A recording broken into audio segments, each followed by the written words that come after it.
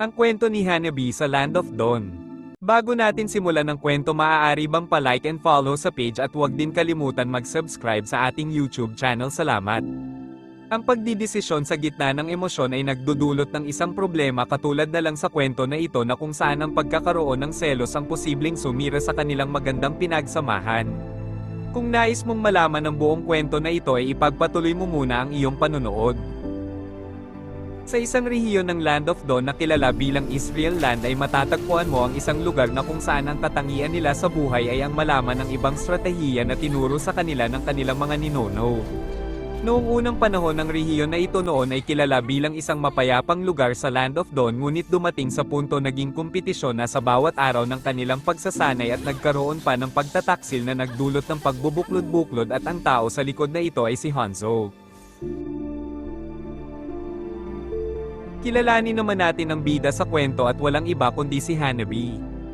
Isa siya sa pinakamagaling na batang babae sa grupo ng mga nagsasanay upang maging ganap na ninja ng Scarlet Sect. Isa ito sa pinapangarap ni Hanabi sapagkat nakilala din ang kanilang pamilya sa profesyon na ito sa kanilang lugar. Isang masayang araw ang dumating sa kanya sapagkat si Hanabi ay nabigyan ng pagkakataon na maturuan ng kanilang Scarlet Sect Master na tinatawag na Scarlet the Key. Napakaswerte niya sapagkat ang bagay na ito na ituturo sa kanya ay hindi nabibigyan ang lahat ng pagkakataon na matutuhan ito. Sa batang edad pa kasi ni Hanabi ay nakitaan na siya ng potensyal ng kanilang mga sensi at talagang nangingibabaw ang kanyang kakayahan sa mga kasamahan niya sa pag-iinsayo at gayon din sa duelo kung kaya't napagdesisyonan na igawad ito sa kanya kahit na bata pa siya. Ang pagsasanay upang maging ganap na Scarlet Ninja ay hindi nagiging madali para sa kanya sapagkat ibang-iba ang nararanasan niya dito at lubusan pinipiga ng Grandmaster ang kakayahan ni Hanabi sa pakikipaglaban para malaman kung hanggang saan ang lakas nito. At aminado sila na nagtataglay talaga si Hanabi ng kakaibang lakas. Sa araw-araw na pag-iinsayo ni Hanabi ay may isang tao na palagi siyang pinagmamasdan. Nararamdaman ni Hanabi na tila may nanonood sa kanya, ngunit tuwing lilingan siya ay wala naman ito kung kaya't nagtataka siya kung meron ba talagang tao na pinapanood siya o guni-guni niya lamang iyon. Dumating ang araw na ang taong sa likod ng guni-guni niya ay nagpakita na at siya ay si Hayabusa, isang shadow ninja. Sa pagkikita ng dalawa ay tila hindi pa ganun ka-komportable si Hanabi sapagkat hindi pa naman niya ito kilala, ngunit sa paraan ng aksyon at pakikipag-usap ni Hayabusa sa kanya ay tila kilala na niya ito ng lubusan. Sa tuwing nagsasanay si Hanabi ay bigla na lang susulpot si Hayabusa. Minsan ay niloloko ni Hayabusa si Hanabi, nakakalabitin niya ito sa likod at pagtingin ni Hanabi sa likod ay wala naman ito. Pero paghaharap na uli ang kanyang mukha sa harapan ay nandun na agad si Hayabusa at sabay ngiti ang minsan na pagiging pilyo ni Hayabusa at ang lagi nilang pagsasama ang siyang naging dahilan para maging komportable lalo si Hanabi sa kanya. Sa kanilang pag-uusap ay nalaman ni Hanabi na si Hayabusa ay isa sa pinakamagaling na ninja sa Shadow Sect, kung kaya't natuwa si Hanabi na wala pa siyang naging katapat na susubok sa kanyang galing sa kadahilanan siya ang pinakamagaling na babae na ninja sa Scarlet Sect. Lumipas ang ilang mga taon ay halos nakilala na nila ang bawat isa ng lubusan sapagkat lagi sila magkasama. Nang medyo nagkaedad na si Hanabi ay bigla na lang pumasok sa kanyang isipan si Hayabusa na minsan ay naikwento sa kanya ni Hayabusa na dala-dala niya ang itinadhana na misyon na hindi niya kayang pigilan o kaya takasan, at iyon ay ang patayin ang isang shadow dahil pinagtaksilan niya ang kanilang sect. Isa ito sa bagay na iniisip ni Hayabusa dahil sa napakabigat ng tungkulin na ito na pinapagawa sa kanya. Tanging kay Hanabi niya lamang nilabas ang saloobin na ito.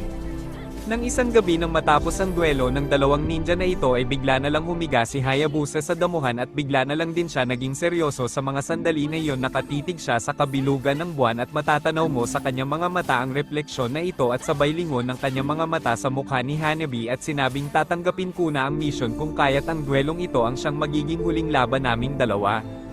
Nalungkot si Hanabi sa nangyari, ngunit hindi niya ito pinapakita kay Hayabusa at sa mga oras din na iyon ay naguguluhan na si Hanabi sapagkat hindi niya kayang ipaliwanag kung ano ang nararamdaman niya sa tuwing magkasama sila ni Hayabusa at sa kanya niya lang ito nararamdaman. Sa pagpapatuloy ng gabing iyon ay dumating si Kagura na isang Sorichan girl. Tinawag niya si Hayabusa sa pangalan nito. Kinawayan ni Kagura si Hayabusa at nginitian niya ito. Sa mga sumunod na tagpo ay lumapit na si Kagura na sinabi kay Hayabusa na kailangan na niya umuwi at malapit na ang curfew niya. Tila nagtatawanan ng dalawa, si Hanabi ay biglang tumayo at nagpatuloy sa kanyang pag-iinsayo. na tila walang pakialam sa dalawa pero hindi niya maiwasan na lumingon ang kanyang tingin kay Hayabusa at kay Kagura. Nagulat na lang si Kagura at Hayabusa dahil sa bawat suntok at sipa ni Hanabi ay napakalakas ng puwersa na ginagamit niya na animoy may halimaw siyang kinakalaban. Bigla na lang umalis si Hanabi nang walang paalam at napaisip siya kung bakit sobra siyang nasaktan at nagalit sa mga pangyayari na iyon. At doon na pala napagtanto ni Hanabi na unti-unti na din nahuhulog ang loob niya kay Hayabusa.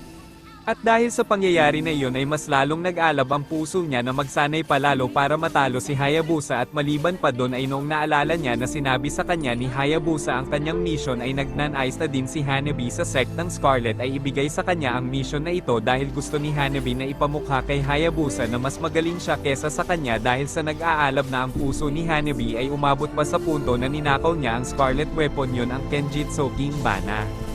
Nang magawa niya ang lahat ng ito ay muli ay pumunta siya sa dating tagpuan nila ni Hayabusa sa kabilugan ng buwan at doon niya muli hinamon si Hayabusa ng isa pang duelo sa pinakahuling pagkakataon. At maliban sa mga tagpong iyon ay nagnanais na din si Hanabi na mahanap na agad ang taksil para patayin bago pa man siya maunahan ni Hayabusa. Maliban sa nais niyang makuha ang titulo bilang isang Scarlet Ninja Grandmaster ay marahil sa simpleng pagseselos ni Hanabi ay nagawa niya ang mga bagay na ito. Ngunit ang masakit dito ay nagseselos si Hanabi sa taong hindi naman niya alam ang tunay na kanyang nararamdaman. At sa muli maraming salamat sa nanood. Ingat po tayo.